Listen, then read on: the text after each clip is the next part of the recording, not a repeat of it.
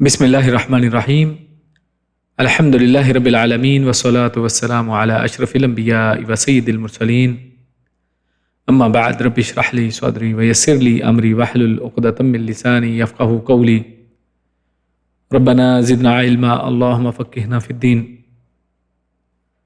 آج ہم انشاءاللہ تفسیر القرآن الکریم کے اس درس میں سورۃ الاعراف اس کی آیت نمبر 26 سے 26 سے 30 تک کا مطالعہ کریں گے، اور آج کے ان آیات کے اندر جو ماخوذ موضوعات ہیں تو جن میں لباس کی جو اقسام ہیں ان کا تذکرہ آئے گا کہ اللہ رب العزت نے جس کا ذکر کیا ہے کہ لباس کو اللہ رب العزت نے کن اقسام میں آدم علیہ السلام کو انعام کے طور پر عطا فرمایا۔ پھر اسی طرح لباس التقوی اصل میں کیا ہے، اور پھر اس کے بعد اللہ رب العزت نے ابلیس سے بچنے کی مزید تاکید فرمائی ہے، اور اسی ضمن میں ایک سوال آئے گا کہ کیا جنات دکھائی دیتے ہیں، ان کا دکھائی دینا اس حوالے سے جو ہے مختلف پہلو زیر غور آئیں گے، اور پھر اسی طرح ایک موضوع بے حیائی کے جو اللہ رب العزت نے ان کفار جو اللہ کو چھوڑ کر ابلیس کے پیچھے چلنے والے لوگ ہیں ان کے بے حیائی کے لیے پیش کیے گئے 2 عذر اللہ نے بیان فرمائے ہیں۔ پھر اسی طرح اسی ضمن میں جو آباء اور بڑے ہیں ان کی تقلید، ان کے پیچھے آنکھیں بند کر کے جو چلنا ہے جس کو تقلید کہا جاتا ہے اس کا تذکرہ آئے گا، اور آخری جو موضوعات آخری آیت میں سے آئیں گے جن میں اللہ رب العزت نے جو انصاف کا تذکرہ کیا ہے، اور اس میں پتہ چلے گا کہ سب سے بڑا انصاف اصل میں کیا ہے۔ جب انصاف کی بات کی جائے تو سب سے پہلی سب سے عظیم بات جو ہے انصاف کے اعتبار سے وہ کیا ہے، اور اسی ضمن میں پھر عبادت دعا، یعنی دعا بھی ایک عبادت ہے، تو اس حوالے سے اس دعا والی عبادت کے اندر جو توحید ہے ان کا آپس میں باہمی تعلق کیا ہے وہ ہم آج کے اس درس میں اس کا تذکرہ کریں گے۔ تو اپنے پہلے جو عناوین ہیں عنوان ان سے بات کو شروع کرتے ہیں، لباس کی اقسام اور لباس التقوی۔ تو اس حوالے سے سب سے پہلے آیات کی تلاوت اور ترجمہ پیش کرتے ہیں۔ اعوذ باللہ من الشیطان الرجیم۔ یا بنی آدم قد انزلنا علیکم لباسا یواری سوآتکم وریشا ولباس التقوی ذلک خیر ذلک من آیات اللہ لعلہم یذکرون۔ یا بنی آدم، یا اے بنی آدم، آدم کی اولاد، قد انزلنا، قد یقیناً، انزلنا ہم نے اتارا، ہم نے نازل کیا ہے، علیکم تم پر، لباسن لباس کو، یواری یہ کیسا لباس ہے جو چھپاتا ہے، سوآتکم تمہارے ستر کو، سوآت اس کے بارے میں تفصیلاً ہم نے پچھلی دفعہ بات کی تھی، تو یہ تمہارے ستر کو، شرمگاہوں کو، اس کو چھپاتا ہے، وریشا اور لباس ایسا جو زینت ہے، ولباس التقوی اور تیسرے لباس کی یہاں پر بات کی، اور تقوی کا لباس، لباس التقوی تقوی کا لباس، ذالک خیر وہ سب سے بہتر ہے، وہ سب سے خیر ہے، سب سے بہتر ہے، ذالک من آیات اللہ، ذالک یہ سب جو بیان ہوا، من آیات اللہ یعنی لباس کے تعلق سے جو لباس اللہ رب العزت نے نازل کیا ہے، من آیات اللہ یہ اللہ کی آیتوں میں، یہ اللہ کی نشانیوں میں سے ہے، اس سے اللہ کا پتہ چلتا ہے، لعلہم یذکرون اور اس کا مقصد کیا ہے، لعلہم تاکہ وہ سب یذکرون وہ نصیحت حاصل کریں، وہ نصیحت پکڑیں۔ تو یہ آیت نمبر 26، آیت نمبر 26 ہم نے تلاوت کی، اس کا ترجمہ آپ کے سامنے پیش کیا، جس میں سب سے پہلے اللہ رب العزت نے آدم علیہ السلام کی اولاد کو ایک نعمت کا تذکرہ کیا ہے، اور اس کو اللہ رب العزت نے اپنی نشانیوں میں سے ایک نشانی کہا ہے، جیسے خود اسی آیت کے آخر میں فرمایا ذالک من آیات اللہ یہ اللہ کی نشانیوں میں سے ہے، تو یہ اللہ رب العزت کی طرف سے ایک نعمت ہے، اور اس نعمت کا تذکرہ اللہ رب العزت نے اس انداز سے کیا ہے کہ اس کے لیے انزلنا نازل کرنے کا لفظ استعمال کیا ہے، کہ لباس کو ہم نے اتارا، جیسے آسمان سے کوئی چیز نیچے اترتی ہے، جیسے یہی لفظ انزلنا یہ قرآن مجید کے نزول کے لیے بھی استعمال ہوتا ہے، اسی طرح بارش کے نازل ہونے کے لیے بھی استعمال ہوتا ہے، تو یہاں پر لباس کے لیے بھی اللہ رب العزت نے یہی لفظ اتارا ہے، یہی لفظ استعمال کیا ہے۔ تو اس حوالے سے بات کو سمجھ لیتے ہیں کہ یہاں پر لباس کیا واقعی آسمان سے اترتا ہے؟ تو اس حوالے سے جو اہل علم ہیں، مفسرین، انہوں نے یہ بات اصل میں لکھی ہے کہ اس کو دو طرح سے سمجھا جا سکتا ہے۔ تو ایک تو یہ کہ آسمان سے اتارنے کا مطلب اصل میں یہ ہے کہ اس کے جتنے بھی ذرائع ہیں، جن چیزوں سے یہ لباس پیدا ہوتا ہے، جن چیزوں سے اس لباس کو بنا جاتا ہے، بنایا جاتا ہے، اصل میں وہ تمام اسباب جو ہیں اللہ رب العزت نے ان کی ابتدا اسی آسمان سے کی ہے کہ آسمان سے اللہ رب العزت پانی اتارتا ہے، بارش برساتا ہے، اور اسی بارش سے روئی اگتی ہے، اسی پانی سے ریشم کا کیڑا جو ہے وہ زندہ رہتا ہے اور ریشم پیدا کرتا ہے، انسان زراعت کرتا ہے، انہی ریشم کے کیڑوں کو پالتا ہے۔ تو دونوں ہی انداز میں جو دونوں ہی طرح کے لباس ہیں، ریشمی یا پھر جو دوسرے روئی والے جو اونی وغیرہ لباس ہیں، یہ سب، یا اسی طرح جانوروں کی جو کھال سے یا ان سے بنے ہوئے تمام لباس جو ہیں، ان سب کا اگر ماخذ دیکھیں تو یہ سب اللہ رب العزت کے اس نازل کردہ پانی ہی کی بدولت سب کچھ پیدا ہوتا ہے، جس سے انسان پھر آگے مختلف طریقے جو اللہ رب العزت نے سکھا دیے، اور وہ طریقے اللہ ہی نے نازل کی۔ اللہ رب العزت نے ایک حدیث کے مطابق عبداللہ ابن عباس رضی اللہ تعالیٰ عنہ وہ فرماتے ہیں کہ اللہ رب العزت نے آدم علیہ السلام کو جب زمین پر اتارا ہے، جن کا تذکرہ ہم نے پچھلی آیات میں دیکھا کہ اللہ رب العزت نے آدم علیہ السلام کو زمین کے اوپر، آدم علیہ السلام، حوا کو اور تینوں کو، تیسرا شیطان، ان سب کو کہا کہ اب تم زمین کے اندر رہو گے، اسی کے اندر تمہارا اب ٹھکانہ ہے۔ تو اللہ رب العزت نے جب آدم علیہ السلام کو زمین پہ اتارا ہے تو اس طرح نہیں اتارا ہے کہ ان کو کوئی علم ہی نہیں ہے اور وہ ایکسپیریمنٹ کرتے رہے ہیں، یا پھر جیسے آج کل لوگوں نے ایک کیو مین کا تصور دے دیا ہے کہ اس کو کچھ پتہ نہیں ہے اور وہ بالکل ایک جاہل ہے، اور وہ تمام تجربات اور بری حرکتوں سے پھر آہستہ آہستہ سوشل ہوا اور اس کو عقل آئی ہے اور وہ پھر جناب جا کے سیکھا ہے۔ ایسا نہیں، اللہ رب العزت نے ابن عباس رضی اللہ تعالیٰ عنہ وہ فرماتے ہیں کہ آدم علیہ السلام کو تمام چیزوں کی صنعت سکھا کر بھیجی تھی، یعنی ہر چیز کو کیسے کیا کرنا ہے اس کا علم اللہ رب العزت نے ان کے لیے اتارا ہے۔ تو لہٰذا اس کا طریقہ کہ کیسے ان کو بنایا جائے گا اور اس کے اسباب، کن چیزوں سے وہ چیز، یہ لباس بنتا ہے، یہ سب اللہ نے نازل کی ہیں۔ تو ایک اس کا معنی انزال کا، نازل کرنے کا اس انداز سے کیا گیا ہے، اور دوسرا امام راغب اصفہانی جو ہیں انہوں نے اپنی جو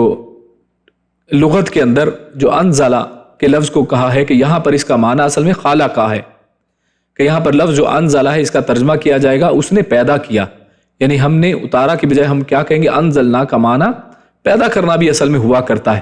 تو کہتے ہیں کہ یہاں پر اس کا ترجمہ ہم خالقہ کہیں گے کہ اے بنی آدم،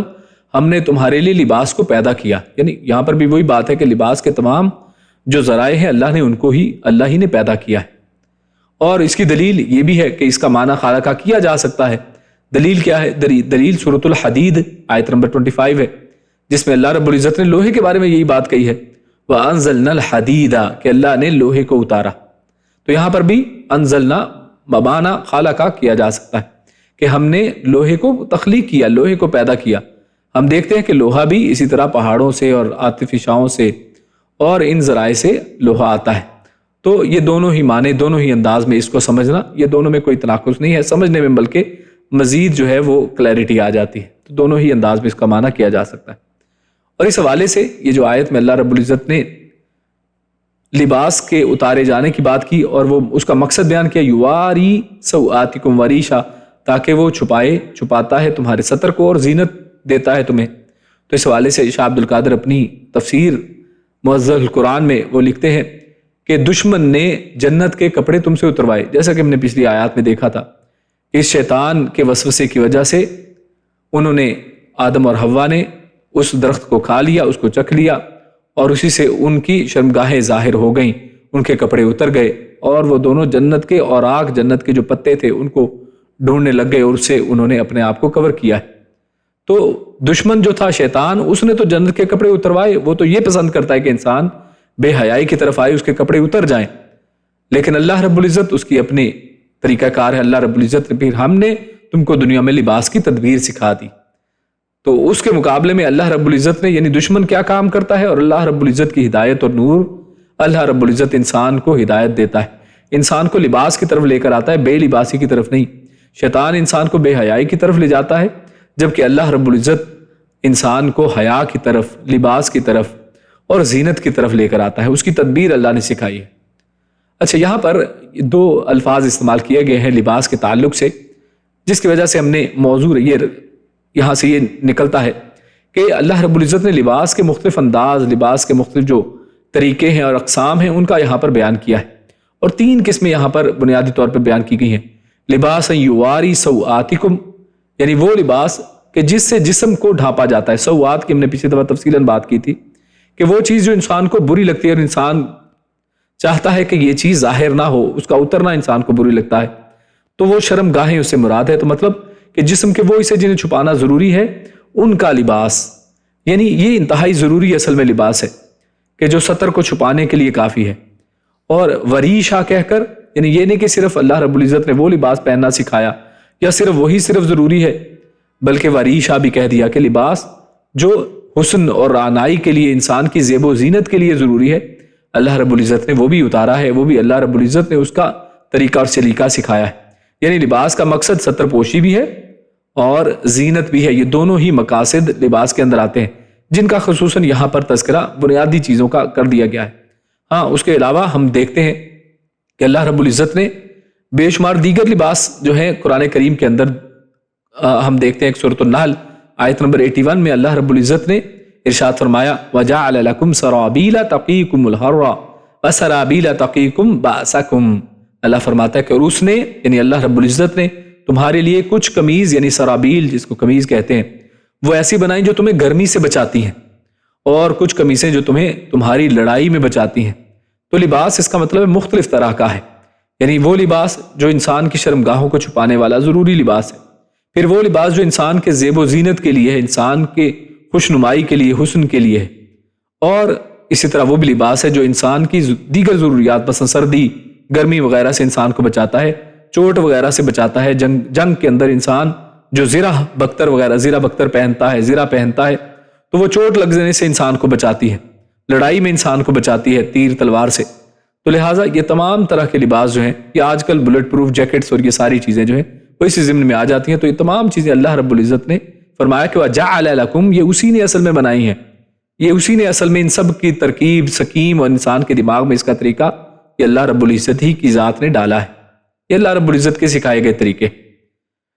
اور پھر تیسرا قسم کا لباس یہاں پر دو کا تذکرہ سوآتکم وریشہ کے انداز میں فرمایا، اور پھر فرمایا وَلِبَاسُ التَّقْوَىٰ ذَلِكَ خَيْرٌ، کہ جو تقویٰ کا لباس ہے یہ سب سے بہتر ہے۔ تو یہ جو لباس التقویٰ ہے، تقویٰ کا جو تیسرا لباس اللہ نے بتایا، تو یہ اصل میں کیا ہے؟ تو اس حوالے سے اہل علم نے مختلف معنی اس کے کیے ہیں، مختلف اس کے معنی نکلتے ہیں اور سبھی اپنے انداز میں درست ہیں۔ ہم دیکھتے ہیں کہ لباس التقویٰ کا ایک معنی ہم اس انداز میں کہیں کہ جیسے اللہ رب العزت نے اوپر ظاہری دو لباسوں کی بات کی کہ جو انسان کی ستر پوشی کرتا ہے اور زینت دیتا ہے، تو اس کے علاوہ ایک لباس ایسا ہے کہ جو انسان کی معنوی جو ہے ستر پوشی کرتا ہے، معنوی لباس تقویٰ، کیونکہ تقویٰ کا تعلق کس سے ہے؟ انسان کے اندر، انسان کے عقیدے، انسان کے اندر سے ہے، انسان کے نفس کے ساتھ ہے،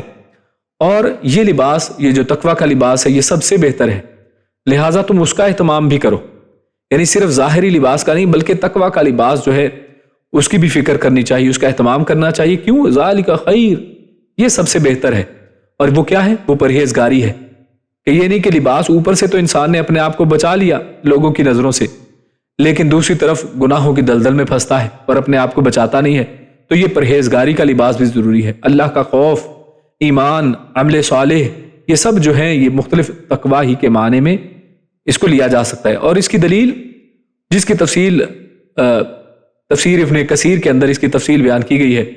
اکرمہ فرماتے ہیں کہ اس سے مراد قیامت کے دن پرہیزگاروں کو جو لباس عطا ہوگا وہ ہے،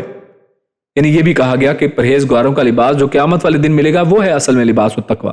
اس طرح ابن جریج کا قول ہے کہ مراد ایمان ہے، یعنی لباس التقویٰ اصل میں کیا ہے؟ یہ ایمان کا لباس ہے کہ انسان کو یہ سلامت، یعنی اسلام کے اندر جب داخل ہوتا ہے تو تمام چیزوں سے بچ جاتا ہے، اس جہنم سے بچ جاتا ہے، تو یہ تقوی کا لباس انسان کو ان چیزوں سے بچاتا ہے، تو یہ ایمان کا لباس ہے۔ اسی طرح ابن عباس فرماتے ہیں کہ عمل صالح وہ اصل میں لباس التقویٰ ہے، انسان کے نیک اعمال، اور اسی میں وہ کہتے ہیں کہ جو ہنسمکھی ہے، یعنی اخلاق حسنہ اچھے انداز میں ملتا جلتا ہے جو انسان، یہ بھی لباس التقویٰ کے اندر ہے۔ عروہ کہتے ہیں کہ مراد اس سے مشیت ربانی ہے کہ اللہ رب العزت کی جو خواہش ہے اس کے مطابق اللہ کی مرضی کے اوپر اپنے آپ کو رکھنا، اسی کے مطابق چلنا چلانا، تو یہ بھی اصل میں لباس التقویٰ ہے۔ اور اسی طرح عبد الرحمن کہتے ہیں کہ اللہ کے ڈر سے اپنی ستر پوشی کرنا لباس تقویٰ ہے، یعنی اپنی جو ستر پوشی ہے اس انداز میں کرنا کہ اللہ کا خوف ہے، کہ اللہ رب العزت نے اصل میں اس کا حکم دیا ہے کہ انسان اپنے ستر کو ڈھانپ کر رکھے، تو یہ بھی اصل میں لباس التقویٰ ہے۔ آج ہم دیکھتے ہیں اپنے معاشرے میں کتنے ہی لوگ ہیں جو اس طرح کے چھوٹے چھوٹے نکرز پہن رہے ہیں، جم کے نام پر، کوئی کسی بھی نام پر، کوئی جناب ایکسرسائز کے لیے جا رہا ہے، اور اس سے ایک مرد کا جو اللہ رب العزت نے ستر رکھا ہے وہ کیا ہے؟ ناف سے لے کر گھٹنوں تک، ناف سے لے کر گھٹنوں تک کا اس کا کور ہونا انتہائی ضروری ہے، یہ اس کا ستر ہے ایک مرد کا۔ اور عورت کا ستر اس کا پورا جسم ہے، عورت کا ستر اس کا پورا جسم، پوری عورت عورہ ہے، وہ چھپانے والی چیز ہے۔ تو خیر، تو یہ سب لباس میں آتا ہے جبکہ انسان اس کے اندر تقوی اختیار نہیں کرتا ہے، اللہ سے نہیں ڈرتا ہے۔ اور آج لوگ کس طرح کا لباس پہنتے ہیں، مرد بھی اور عورتیں بھی۔ تو عبد الرحمن کہتے ہیں کہ اللہ کے ڈر سے اپنی ستر پوشی کرنا لباس تقویٰ ہے۔ اور یہ کل اقوال آپس میں ایک دوسرے کے خلاف نہیں ہے کہ کوئی کہے گا اچھا ایک نے تو یہ کہا ہے دوسرے نے وہ چیز کہی ہے، بلکہ مراد یہ سب کچھ اصل میں یہ سب چیزیں ملی جلی ہیں، ایک ہی چیز کے اصل میں مختلف پہلو ان کو اجاگر اصل میں کیا گیا، یہ قریب معنی ہی ہے، اصل میں سب کا مقصد پیچھے وہی ہے۔ اور اسی انداز میں اس کا ایک بالکل مختلف معنی بھی کس نے کیا ہے۔ بعض نے کہا ہے کہ اس سے مراد اون، کھدر وغیرہ کی قسم کا کھردرا اور موٹا لباس ہے جسے صوفی لوگ پہنتے ہیں، یعنی جو بالکل کھردرا لباس ہو، جو کمفرٹیبل نہیں ہے، اور اون اور کھدر وغیرہ کا بنا ہوا لباس ہے، موٹا لباس ہے، اور عموماً ایسے لباس کو صوفی لوگ پہنتے ہیں۔ تو بعض نے کہا کہ اس سے مراد اصل میں لباس التقویٰ ہے، کہ جناب یہ تقوی کی خاطر وہ ایسا لباس پہنتے ہیں، مگر یہ صحیح بات نہیں ہے۔ یعنی یہ اس کا معنی لینا کہ اس سے مراد اس طرح کا لباس ہے، یہ درست بات نہیں ہے۔ کیونکہ خود رسول اللہ صلی اللہ علیہ وسلم اور سلف صالحین جو ہیں، جن کی پرہیزگاری جو ہے وہ بھی مثال ہے، یعنی ان کی طرف ہم دیکھتے ہیں کہ انہوں نے کیا عمل کیا، اللہ کے نبی نے کیا کیا، صحابہ کرام نے کیا کیا، سلف صالحین نے کیا کیا۔ تو جب ان کی طرف ہم دیکھتے ہیں جو پرہیزگاری میں بے مثال ہیں، تو ہم دیکھتے ہیں کہ وہ عمدہ لباس بھی پہنا کرتے تھے، بلکہ اللہ کے نبی صلی اللہ علیہ وسلم نے ایک صحابی کو بڑے برے لباس کے اندر جب دیکھا، حالانکہ اس کی جو مالی حالت بڑی درست تھی، بڑی اچھی تھی، تو اللہ کے نبی نے کہا کہ تمہارا جو حالت ہے، یعنی فائنینشل جو کنڈیشن ہے، وہ تمہارے اوپر نظر آنی چاہیے، یعنی یہ تم نے کس انداز میں، کس طرح کا لباس، یعنی جانتے بوجھتے پھٹا پرانا لباس پہننا، یہ کوئی تقویٰ نہیں ہے، یہ لباس التقویٰ کا معنی اصل میں نہیں ہے۔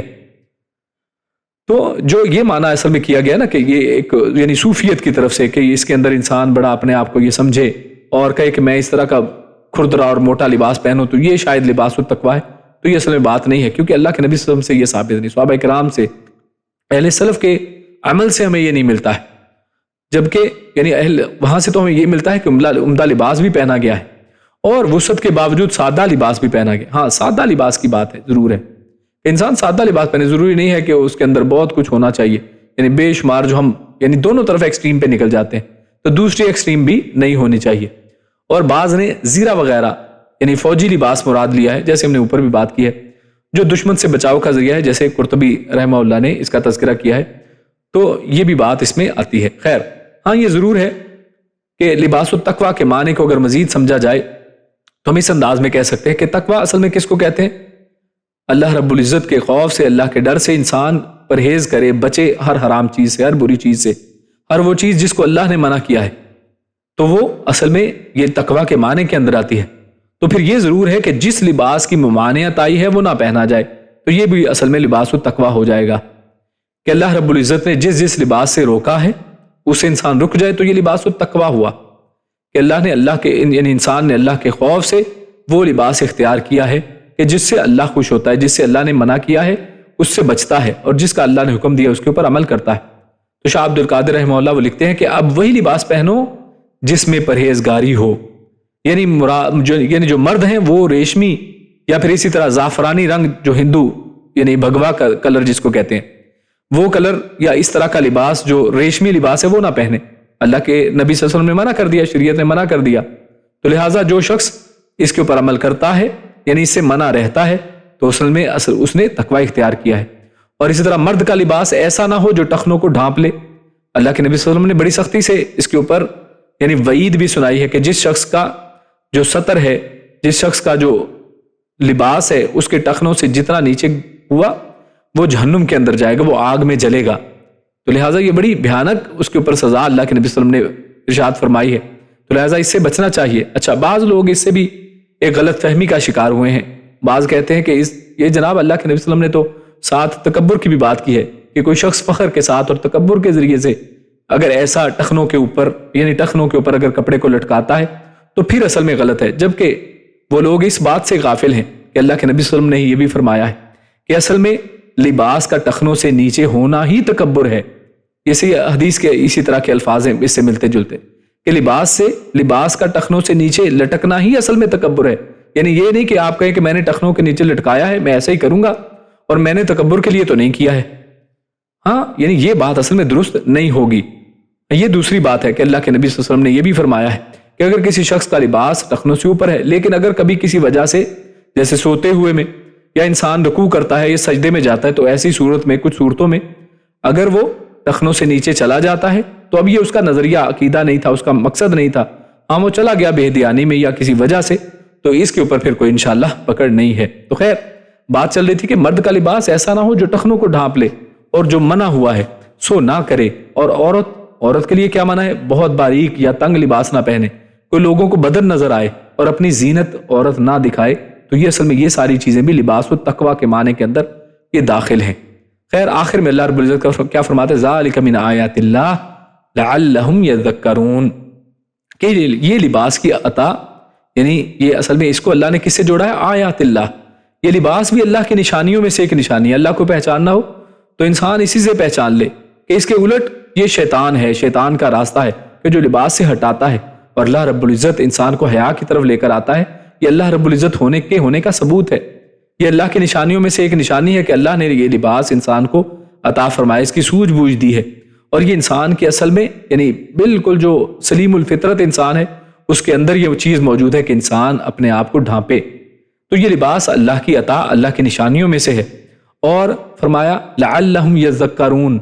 اور یہ اس کو نشانی اللہ نے کیوں بنایا ہے؟ وہ یہ تاکہ وہ نصیحت حاصل کریں اور اللہ تعالیٰ کی اس بڑی نعمت کی انسان قدر کرے، اس سے نصیحت پکڑے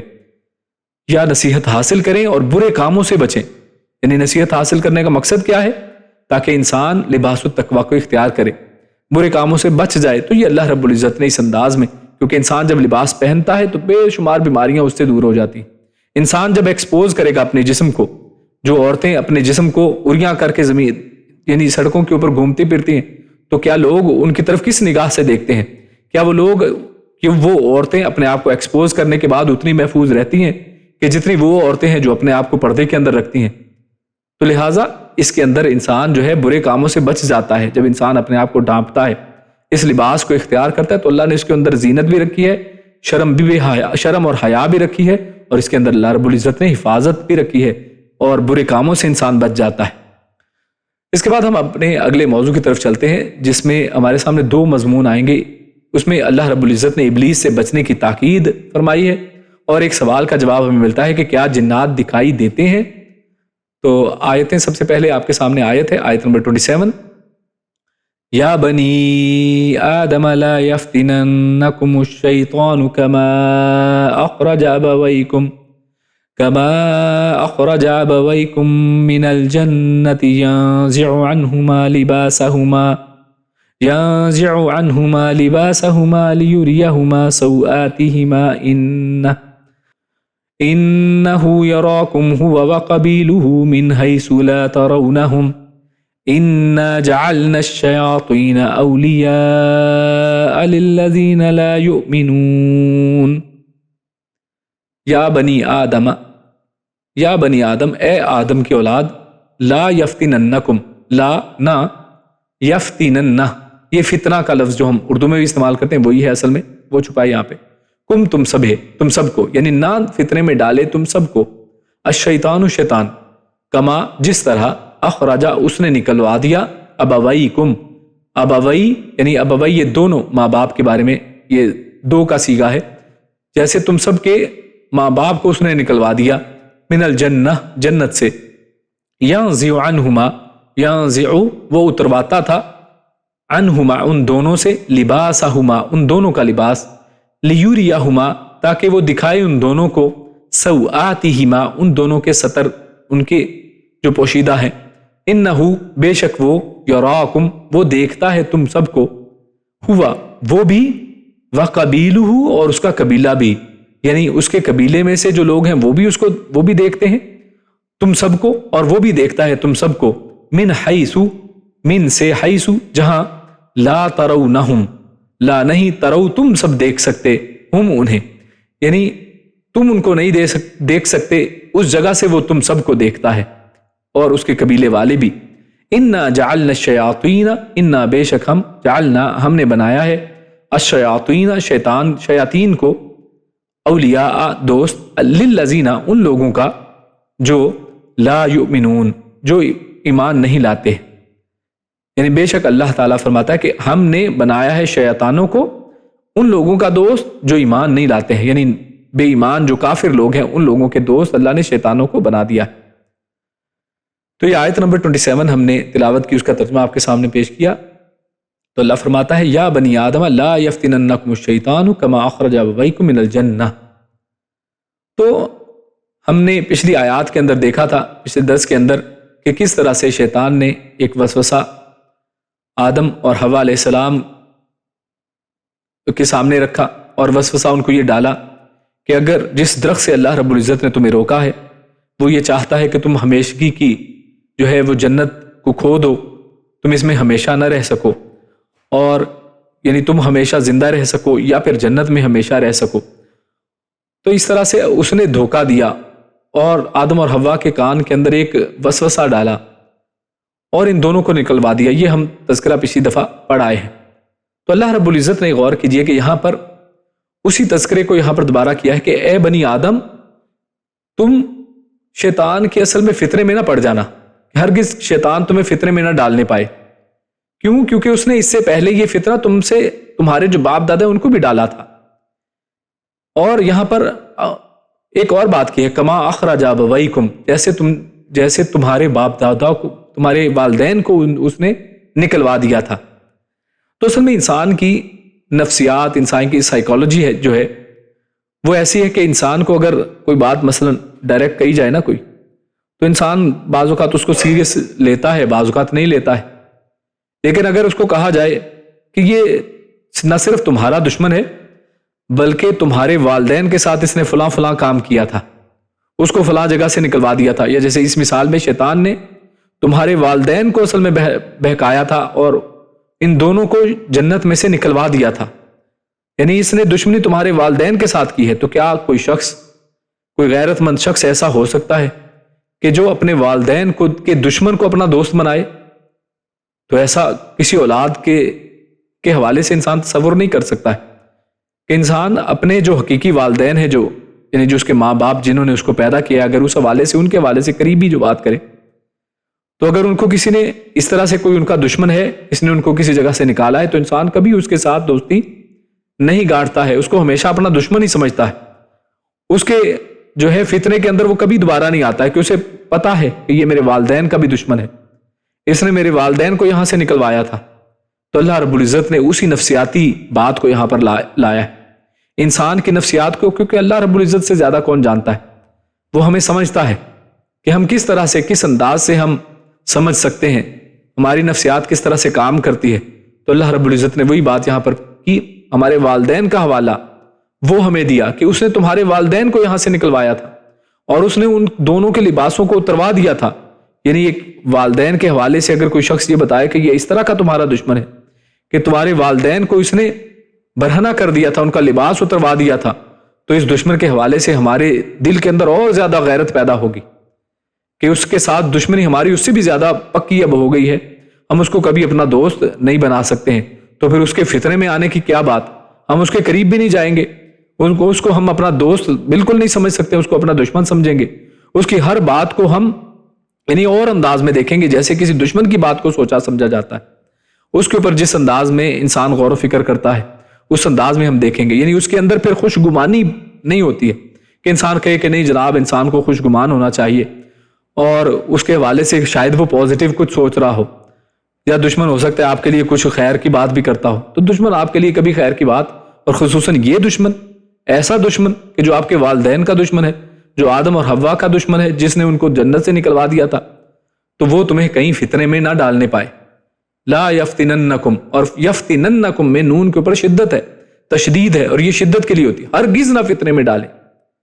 یعنی یہ ہونا ہی نہیں چاہیے کہ تم اس کے فتنے کا شکار ہو جاؤ، وہ کہیں تمہیں فتنے میں ڈال ہی نہ پائے، اتنا تم نے اس سے بچنا ہے۔ تو شیطان کی تو یہ ہمیشہ سے کوشش ہے کہ جس طرح ہمارے والدین کو وہاں سے نکلوایا تھا، کہیں ہم جنت میں واپس نہ چلے جائیں، تو وہ ہمیں جنت میں جاتے ہوئے دیکھ نہیں سکتا ہے۔ تو لہٰذا اللہ رب العزت نے اسی بات کو یہاں پر دوبارہ ذکر کیا ہے، اور شیطان کا مقصد بھی یہاں پر دوبارہ بتا دیا کہ وہ کیا چاہتا تھا تمہارے والدین سے، تاکہ بے حیائی اور بدکاری پھیلے، ان کے لباسوں کو عریاں کیا جائے، اور اسی وجہ سے اللہ رب العزت نے یہ پوری بات جو ہے دوبارہ ایک خاص انداز سے یہاں پر بیان کی ہے۔ اچھا، آگے فرمایا اِنَّهُ يَرَاكُمْ هُوَ وَقَبِيلُهُ، کہ شیطان اور اس کا جو قبیلہ ہے، یعنی وہ بھی شیطان خود۔ اور یہاں پر ایک اور اہم نقطہ ہے،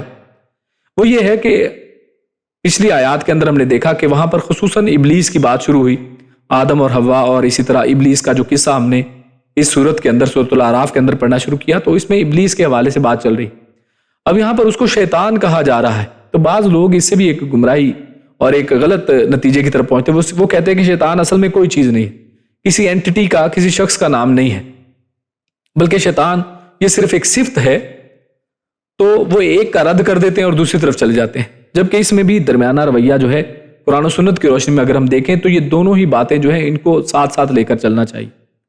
یعنی شیطان، اللہ رب العزت نے بعض جگہ پر خصوصاً ابلیس کو کہا ہے،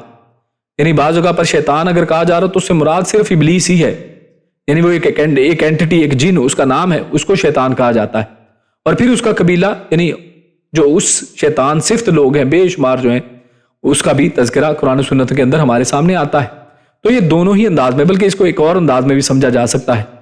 کہ آپ جانتے ہیں کہ جو مصر کے اندر حکمران تھے، حاکم تھے موسیٰ علیہ السلام کے زمانے میں، تو ان سب کو ہی فرعونہ یعنی فرعون کہا جاتا تھا، سبھی کا نام فرعون تھا۔ اصل میں یہ ان کا نام نہیں تھا، بلکہ یہ ایک ٹائٹل تھا۔ لیکن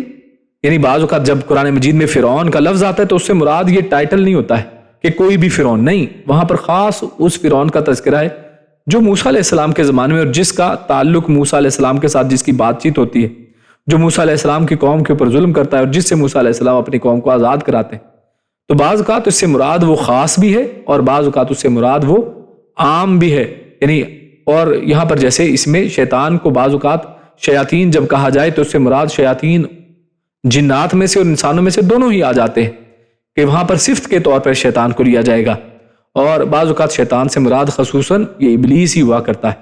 تو خیر یہاں پر بات کیا ہو رہی ہے کہ انہ یراکم وقبیلہ من حیث لا ترونہم،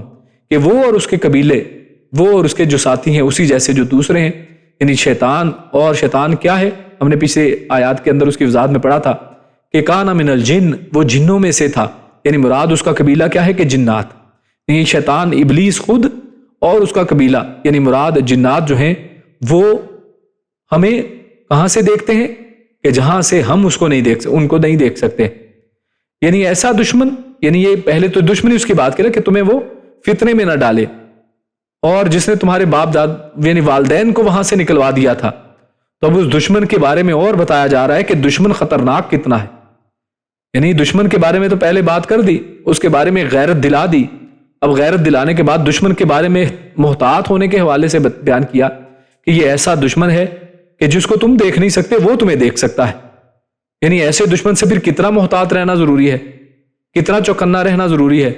کہ جس کو ہم نہیں دیکھ سکتے لیکن وہ ہم سب کو دیکھ سکتا ہے، اس کی تمام فوج ہمیں دیکھ سکتی ہے لیکن ہم اس کو نہیں دیکھ سکتے۔ تو اس آیت سے بعض اہل علم نے یہ بھی استدلال کیا ہے کہ جنوں کو دیکھنا ممکن نہیں ہے،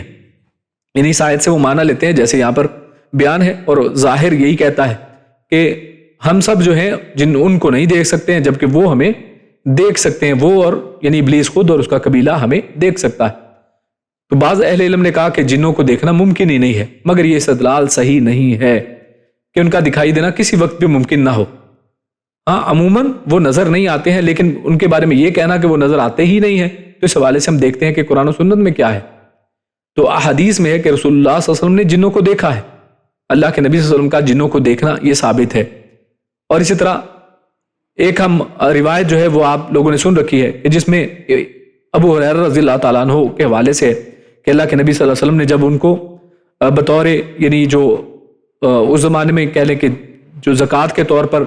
اکٹھی ہوئی تھی گندم اور جو بھی مال تھا اس کے اوپر اللہ کے نبی صلی اللہ علیہ وسلم نے ان کو محافظ بنا کر رکھا تھا، تو وہ 3 راتیں مسلسل جو ابلیس ہے وہ ابو ہریرہ رضی اللہ تعالیٰ عنہ کے سامنے آتا رہا ہے اور ابو ہریرہ تینوں دن اس کو پکڑتے رہے ہیں بار بار. تو ایک یعنی تفصیلی روایت ہے، تو اس سے بھی پتہ چلتا ہے کہ ابو ہریرہ رضی اللہ تعالیٰ عنہ نے اس ابلیس کو خود سے دیکھا ہے، اس کو پکڑا ہے. یہ صحیح بخاری کے اندر یہ بات آتی ہے. اور اسی طرح صحیح مسلم میں ہے کہ رسول اللہ صلی اللہ علیہ وسلم نے فرمایا کہ آج رات میری نماز قطع کرنے کے لیے میرے پاس ایک سرکش جن آ گیا، اور اگر میرے بھائی سلیمان علیہ السلام کی دعا نہ ہوتی تو میں اسے پکڑ کر ستون سے باندھ دیتا اور صبح کو مدینے کے بچے اس سے کھیلتے. یعنی اس سے بھی کیا پتہ چلتا ہے کہ مدینے کے بچے بھی اس کو دیکھ لیتے، اللہ کے نبی اگر اس کو باندھ لیتے اور اس کو پکڑ لیتے. لیکن اللہ کے نبی نے اپنے بھائی سلیمان، کیونکہ اللہ رب العزت نے ان جنات کو سلیمان علیہ السلام کے لیے جو ہے وہ ان کی خدمت میں دیا تھا، تو ان کی دعا کی وجہ سے انہوں نے اس کو نہیں پکڑا ہے. تو خیر ان تمام روایات سے ہمارے سامنے بات کیا واضح ہوتی ہے کہ جنات جو ہیں ان کو دیکھا جا سکتا ہے. ہاں یہ بات علیحدہ ہے کہ جنات کو انسان جب دیکھتا ہے یا جن لوگوں نے بھی جنات کو اس انداز میں دیکھا ہے تو یہ جنات جو ہیں بعض اوقات مختلف شکلوں میں، انسانی شکلوں میں یا مختلف لوگوں کی شکلوں میں وہ ظاہر ہوتے ہیں. اور یہ دوسرا اس انداز میں کیا جا سکتا، جس کو امام شافعی رحمہ اللہ نے اس کو دوسرے انداز میں لیا ہے کہ ان کو دیکھا نہیں جا سکتا ہے. تو اس سے مراد اصل میں کیا ہے کہ اصل میں ان کو ان کی اصل حالت میں نہیں دیکھا جا سکتا ہے. ہاں ان کو ہم ویسے دیکھ سکتے ہیں، کبھی وہ انسانی حالت میں یا کسی جانور کی حالت میں کسی چیز کی شکل میں وہ ہمارے سامنے آ جاتے ہیں، تو اس انداز میں ان کو دیکھا جا سکتا ہے. تو انا جعلنا الشیاطین اولیاء للذین لا یؤمنون. تو آگے اللہ رب العزت فرماتا ہے کہ بے شک ہم نے ان شیاطین کو جو ایمان نہیں لانے والے ہیں، جو ایمان نہ لانے والے لوگ ہیں، ان کا ولی بنا دیا ہے، ان کا دوست بنا دیا ہے. یعنی اس سے یہ پتا چلا کہ اگر کوئی انسان، کوئی ایمان والا کسی شیطان کو اپنا ولی بناتا ہے تو اس کو اپنے ایمان کا جائزہ لینا چاہیے کہ وہ ایمان والا ہے کہ نہیں. کیونکہ اللہ نے کیا فرمایا ہے کہ شیطان کس کے ولی اللہ نے بنائے ہیں؟ صرف بے ایمانوں کے، جو لا یؤمنون، جو ایمان نہیں لاتے ہیں. تو اس کا مطلب ہے کوئی شخص اگر یہ دعویٰ کرے کہ میں نے فلاں لوگوں کو، فلاں جنوں کو قابو کیا ہوا ہے، فلاں شیطان میرے دوست ہیں، میں ان سے بات چیت کر لیتا ہوں اور شیطانوں کو میں نے قابو کر رکھا ہے اور ان کے ذریعے سے وہ شعبدہ بازیاں کرتا ہے،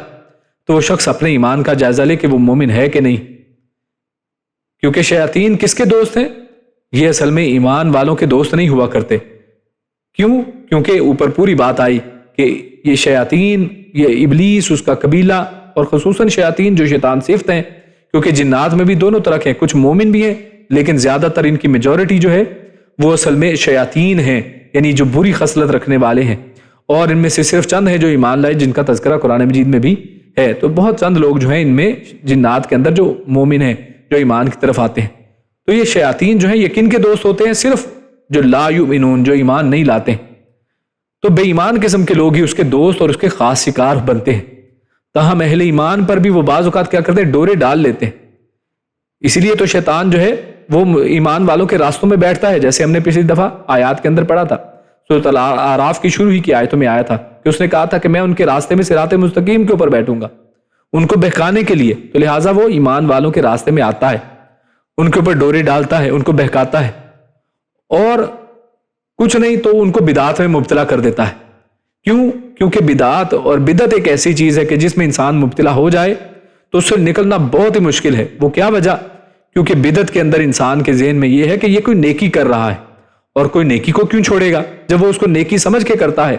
کسی برائی کو، اپنے پاس سے گھڑی ہوئی کسی بات کو، کوئی اپنے پاس سے بنائے ہوئے رسم و رواج کو جب وہ نیکی سمجھ کے کرے گا تو چھوڑے گا کیوں؟ تو اس لیے وہ بدعات کی طرف لگا دیتا ہے، انسان کو شرک خفی یعنی ریاکاری کی طرف، دکھاوے کی طرف لگا دیتا ہے کہ تم دکھاوے سے نماز پڑھو، اچھا دے دو، یہاں پر سب لوگ دیکھ رہے ہیں. سورۃ المعون کے اندر آیا ہے نا کہ وہ کیا کرتا ہے، یعنی وہ یتیم کو دھکے دیتا ہے، مسکین کو کھانا کھلانے کی رغبت نہیں دلاتا ہے، اور جو کیا ہے وہ جب دیتا ہے تو کیا، یعنی دکھانے کے لیے.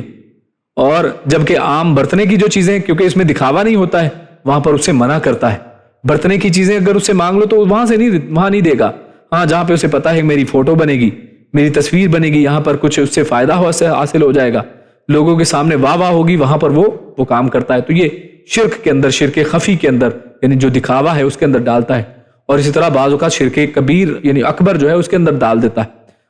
کیوں؟ کیونکہ جو شخص اس میں چلا گیا اس کا تو ایمان جو ہے لٹ گیا، تو اس کی ساری جو پونجی ہے وہ جاتی رہی۔ تو اس سے آگے ہم اگلے موضوع کی طرف چلتے ہیں، جس میں اللہ رب العزت نے جو آیات ہیں اس کے اندر جو موضوع نکلتا ہے وہ بے حیائی کے۔ اللہ رب العزت نے 2 عذر یہاں پر ان کفار کی طرف سے بیان کیے ہیں، اور اسی ضمن میں آئے گا جو ان کے آباء و اجداد کی تقلید ہے، ان کے بڑوں کی تقلید، یہ نظریہ اصل میں یہ کیا ہے؟ تو اللہ فرماتا ہے وَإِذَا فَعَلُوا فَاحِشَةً قَالُوا وَجَدْنَا عَلَيْهَا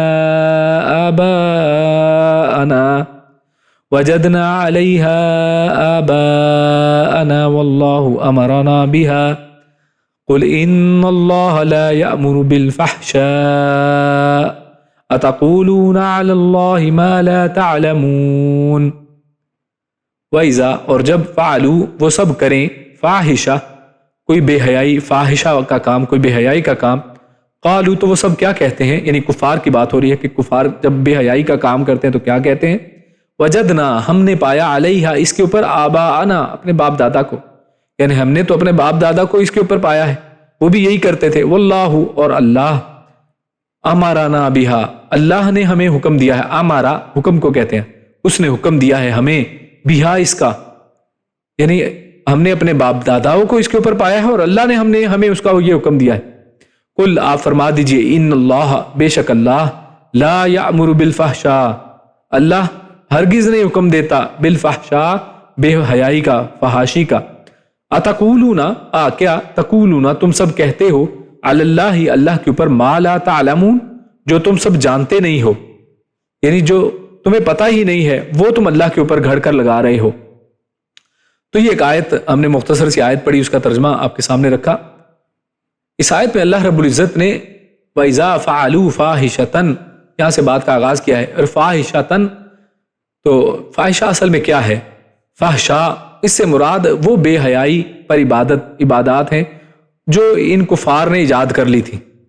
یہ اصل میں بعض یعنی جو کفار مکہ تھے اس حوالے سے اگر دیکھیں تو کفار مکہ نے یہ جو حج عمرے کے اندر طواف جب کیا کرتے تھے تو اس میں یہ اپنے پاس ایک بات بنا لی، اور وہ بات بھی ایسا اور عمل بھی ایسا بنایا کہ جو فحاشی کے اوپر، بے حیائی کے اوپر تھا۔ اور دیکھیے پیچھے بات کیا چل رہی ہے شروع سے، یعنی آدم علیہ السلام کو، حوا علیہ السلام کو کس نے نکلوایا ہے؟ شیطان نے۔ مقصد کیا تھا؟ تاکہ ان کے اندر بے حیائی پھیلے اور وہ اپنے لباسوں سے یعنی مبرہ ہو جائیں، وہ اپنا لباس کھو دیں، اور وہاں سے اس کی وہ اسکیم چل رہی ہے، اور بار بار دیکھیے اسی فحاشی کی طرف بات آ رہی ہے، کیونکہ یہ بہت سی چیزوں کا محرک ہے۔ جب انسان فحاشی کے اندر جاتا ہے تو پھر آگے بہت سے برائی کے راستے نکلتے ہیں، تو لہٰذا بار بار اسی فحاشی کی طرف بات کی جا رہی ہے۔ اور اس فحاشی کا تعلق کس سے ہے؟ کیونکہ آج بہت سے لوگ میرا جسم میری مرضی کی باتیں کرنے والے، وہ کیا کہتے ہیں کہ جناب پردہ نظر کا ہوتا ہے، اور وہ جیسے مرضی انسان کپڑے پہنے، عورت جیسے مرضی کپڑے پہنے، مرد کو چاہیے کہ اس کی طرف دیکھے ہی نہ، یعنی وہ مردوں کو سبق دیں گی۔ ہاں یقیناً یہ بات ایک انداز میں ایک طرف سے کی جائے تو بالکل ٹھیک ہے، اللہ رب العزت نے مرد و عورت دونوں ہی کو حیا کا حکم دیا ہے کہ مرد اپنی آنکھیں، نظریں جھکا کے رکھیں، اور ایسا نہیں ہے کہ مردوں کو صرف حکم ہوا ہو اور عورتوں کو یہ کہا گیا ہو کہ تم جیسے مرضی ننگی پھرو، مرد اپنی آنکھیں جھکا کے رکھیں، نہیں، دونوں ہی طرف اصل میں حکم ہے کہ مرد جس طرح سے اپنی نگاہیں جھکائیں، عورتیں بھی اپنی نگاہوں کو بلکہ اپنی آوازوں کو بھی پست کریں، اور غیروں کے ساتھ عورتیں یہ نہیں کریں کہ ہاں جی بھائی کیسے ہیں، کیا حال ہے۔ جو آپ کا دوست ہے، آپ کا دوست اگر آپ کی بیوی کے ساتھ، آپ کی بہن کے ساتھ بات کرتا ہے تو آپ کی بہن بیوی کو، آپ کی ماں کو، آپ کے گھر والیوں کو ان کے ساتھ پیار سے بات نہیں کرنی ہے۔ اللہ رب العزت نے امہات المومنین کو سختی سکھائی ہے کہ ان کے ساتھ ترش لہجے میں تھوڑا سختی کے ساتھ بات کی جائے، تاکہ ان کے دل کے اندر اگر کوئی چیز پیدا ہونی بھی ہو تو نہ ہو۔ اور حالانکہ کن کی بات کی جا رہی ہے سورۃ الاحزاب میں؟ امہات المومنین کی، تو ہماری مائیں بہنیں، ہماری عورتیں، ان کو مزید جو ہے احتیاط کی ضرورت ہے کہ اپنی آوازوں کو بھی جو ہے وہ پردے کے اندر اور اس انداز میں اس کی بھی جو حیا کرنی۔ تو خیر انسان کس طرف جا رہا ہے، اور یہ شروع سے جو ہے وہ شیطان کا پھیلایا ہوا وہ جو ایک فتنہ ہے، اس کا جو چنگل ہے، انسان اس کے اندر پستا چلا جا رہا ہے۔ تو خیر بات یہاں سے شروع ہوئی وَإِذَا فَعَلُوا فَاحِشَةً، تو یہ اصل میں یہ وہی بے حیائی کی عبادت جو ہے انہوں نے یہ اس طواف کے اندر بھی لے آئے، اور طواف کے اندر وہ کیا کیا کرتے تھے؟ ان کے مرد اور عورتیں ننگے ہو کر طواف کرتے، اور وہ کہتے یہ تھے کہ جن کپڑوں میں ہم گناہ کرتے ہیں ان میں طواف کیسے کریں، غور کریں، یعنی کیسے انہوں نے اپنی طرف سے ایک بات بنائی، اور دیکھنے میں کیا کوئی شخص کہے کہ جناب واہ کیا بات ہے کہ جناب یہ گناہ والے کپڑے ہیں اور اس میں طواف نہیں کیا جا سکتا ہے۔ بھئی آپ گناہ ہی والے کپڑے ہی نہ پہنو، آپ گناہ کرو ہی نہ، یعنی گناہ نہ کرو تاکہ وہ کپڑے جو ہیں حرام کے نہ ہوں، حلال کے ہوں، اور کپڑے پہن کے طواف کرو۔ ہاں کپڑے ایک نمبر نہیں پہننے، کپڑے حلال کا بہت کمائی سے نہیں پہننے، لیکن طواف ننگے کرنا ہے۔ تو یہ اصل میں یہ جو فحشا ہے، یہ وہ جو برائی ہے، یہ جو فاحشہ کی یہاں پر آیت میں ذکر ہوا ہے، اصل میں اسی کی طرف اشارہ ہے۔ ان کا یہ جو عمل تھا جنہوں نے اپنی طرف سے گھڑ لیا تھا، یہ اس کی طرف سے ہے۔ اور آگے فرمایا کہ یہ عمل جو تھا یعنی ایسا نہیں تھا کہ کیا ابراہیم علیہ السلام کے دین میں ایسا تھا، کیونکہ یہ لوگ اپنے آپ کو ابراہیم علیہ السلام کے دین کے ساتھ جوڑتے تھے، نہیں ایسا بالکل نہیں تھا۔ یہ ان کی اپنی اصل میں گھڑی ہوئی گھڑنت بات تھی، اور اس کو جوڑتے کس سے تھے؟ قالوا وجدنا علیہ آباءنا، یعنی ہر ایک سے پوچھیں تو بہانہ کیا ہے کہ ہمارے بڑے یہ کرتے تھے۔ بھئی آپ کیوں کرتے ہیں؟ جی ہمارے ماں باپ ایسا کرتے تھے۔ آپ جناب یہ کنڈے کیوں دیتے ہیں؟ جی ہمارے بڑے بھی یہ کرتے تھے۔ آپ 40واں اور یہ کیوں کرتے ہیں؟ آپ یہ 11ویں کو یہ کام کیوں کرتے؟ جی بڑے ہمارے اسی طرح سے کرتے ہیں۔ کسی سے پوچھ لیں، اس کے پاس اپنے پاس دلیل نہیں ہے، اپنے آبا کی طرف جوڑے گا۔ اور آگے کیا ہے؟ واللہ امرنا بہا، اور اس سے بھی بڑا ظلم کیا ہے کہ وہ یہ سمجھتے ہیں کہ ہمارے آبا وہ کیا جاہل لوگ تھے، کیا بے وقوف تھے، ضرور انہوں نے اللہ کے حکم پر کیا ہوگا۔ اور بلکہ یہاں پر تو واضح کہا ہے واللہ امرنا بہا، کیونکہ آج تو بہت سے لوگ، بلکہ ایک تفسیر پڑھ کر میں حیران ہوا، میں نے بہرحال اس کا شاید تذکرہ بھی کیا ہے، سورۃ اللقمان کے اندر آیت ہے کہ جس میں اللہ رب العزت نے جو دودھ پلانے کی مدت ہے اس کا تذکرہ فرمایا ہے، اور اس کے اندر فرمایا کہ دودھ پلانے کی عمر جو مدت ہے وہ 2 سال ہے۔ اور اس میں مفسر جو ہیں وہ نیچے کیا لکھتے ہیں کہ دودھ پلانے کی مدت جو ہے وہ تو 2 سال ہے، لیکن امام ابو حنیفہ وہ کتنے بتاتے ہیں؟ وہ 2.5 سال بتاتے ہیں۔ اور آگے کیا کہتے ہیں؟ ان کے پاس بھی کوئی دلیل ہوگی، یعنی مفسر قرآن ہے، علم کا لیول اتنا زیادہ ہے، لیکن اس کے باوجود کہہ رہے ہیں ان کے پاس کوئی دلیل ہوگی، پتہ نہیں ہے وہ دلیل کیا ہے، لیکن کوئی ہوگی۔ انہوں نے 2.5 سال کہا ہے۔ تو میرے بھائی اس کو ذکر کرنے کا مقصد جب قرآن مجید کی آیت کے بالکل مخالف وہ بات ہے، قرآن مجید کی 2 جگہ پر آیات میں واضح طور پر 2 سال دودھ پلانے کا حکم ہے، تو لیکن دلیل ہوگی واللہ امرنا بہا۔ اور یہاں پر یہ لوگ کیا کہہ رہے ہیں کہ اللہ رب العزت نے اسی کا حکم دیا ہے، جبکہ اللہ رب العزت نے کوئی حکم نہیں دیا ہے۔ یعنی جب کوئی بات نہیں بنتی ہے تو جوڑ دیتے ہیں کہ ہاں اللہ نے ایسے ہی فرمایا، یعنی یہی دین ہے، یہی شریعت ہے۔ آج جو لوگ بدعتی قسم کے ہیں جنہوں نے اپنی طرف سے بے شمار چیزیں دین کے اندر ڈال لی ہیں، ان سے بات کریں تو 2 ہی یہی وہ عذر ہے۔ ایک یہ کہ جناب ہمارے بڑے یہ کرتے تھے، اور جب بڑوں کی بات کی جائے تو کہیں گے کہ جناب وہ شریعت کے مطابق ہی کرتے ہوں گے، وہ کوئی جاہل لوگ تھوڑے تھے، تو ہم نے اپنے بڑوں کو ایسے ہی کرتے ہوئے دیکھا ہے۔ تو یہاں پر خیر خصوصاً یہ بے حیائی کی بات یہاں پر آ رہی ہے، تو وہ فاحشہ کی بات آ رہی ہے، تو جب ان سے یہ بات کی جا رہی ہے تو مشرکین کے حوالے سے تو انہوں نے اپنی بے حیائی اور بدکاری پر قائم رہنے کے یہ 2 عذر پیش کر دیے کہ ایک یہ کہ ہم نے بڑوں کو ایسے کرتے پایا، اور دوسرا یہ کہ اللہ نے اس کا حکم دیا ہے۔ اور اپنے بڑوں کو ایسا کرتے ہوئے پانے کی بات چونکہ درست تھی، کیونکہ انہوں نے واقعی اپنے بڑوں کو ایسے کرتے ہوئے دیکھا تھا، اس لیے یہاں اس کی نفی اللہ نے نہیں کی ہے کہ ہاں واقعی انہوں نے بڑوں کو بھی کرتے ہوئے دیکھا تھا۔ تو کیا مطلب کہ اگر بڑوں کو کرتے ہوئے دیکھا تھا تو کیا وہ بات درست ہوگی؟ تو یعنی کیا یہ دلیل بنتی ہے کہ انسان کے بڑے کچھ کرتے ہوں تو ہم بھی وہ کرتے رہیں؟ دوسری کئی آیات میں بتایا گیا ہے کہ باپ دادا کے نقش قدم پر چلتے رہنا کوئی دلیل نہیں ہے کہ کوئی کہے کہ نہیں جناب بڑے بھی ایسے کرتے تھے تو ہم بھی کریں گے، یہ کوئی دلیل نہیں ہے۔ بلکہ سورۃ البقرہ میں اللہ نے کیا فرمایا ہے؟ اولو کان آباؤہم لا یعقلون شیئا ولا یہتدون، یعنی آپ پھر بھی بڑوں کی کہنا مانتے رہو گے، حالانکہ بڑوں کو آباؤہم ان کے بڑوں کو چاہے لا یعقلون شیئا، چاہے ان کو کسی چیز کی کوئی عقل نہ ہو، ولا یہتدون چاہے وہ کسی ہدایت پر نہ ہو، کیا پھر بھی تم انہی کے کہنے پہ چلو گے؟ کیا پھر بھی ان بڑوں کا ہی نام لے لے کے وہی کام کرتے چلے جانا ہے؟ اور بلکہ آج تو ہم اگر اپنے معاشرے کی بات کریں نا تو ہمارے معاشرے میں تو ہم دیکھتے ہیں کہ یہ بڑوں کی بات بہت دور بھی نہیں جاتی ہے۔ آپ ایک نسل پیچھے دیکھیں گے کہ وہ کام نہیں تھا، ایک نسل پہلے کسی نے کیا تھا اور اس بڑے کا نام لے کر کیا جا رہا ہے، اس سے پہلے کیا تھا کوئی پتہ نہیں ہے ہی نہیں تھا وہ، لیکن اس بڑے کا نام یوز کر کے اب وہ ایک نیا من پسند جو کام ہے، کھانے پلانے کا کوئی کام ہے جس میں مزہ ہے، جس میں پارٹی ہے، وہ کام کیا جا رہا ہے، جس میں دین سے فرار ہے وہ کام کیا جا رہا ہے، اور اس کو بڑوں کے نام پہ کیا جا رہا ہے۔ تو خیر یہ ساری چیزیں گمراہ کن ہیں۔ شاہ عبد القادر رحمہ اللہ فرماتے ہیں یعنی سن چکے کہ باپ نے شیطان کا فریب کھایا، پھر باپ کی سند کیوں لاتے ہیں؟ یہ دیکھیں کتنا بہترین نقطہ یہ شاہ عبد القادر رحمہ اللہ لائے ہیں کہ پچھلی آیات میں اب دیکھا ہے کہ والدین کا حوالہ نہیں دے سکتے ہیں کہ والدین ایسا کرتے تو ہم بھی کریں.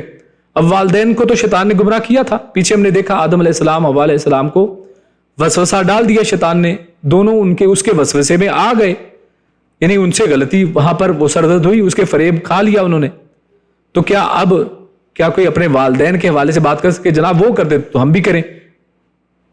تو یہ والدین کی سند اس انداز میں لانا یہ درست بات نہیں ہے.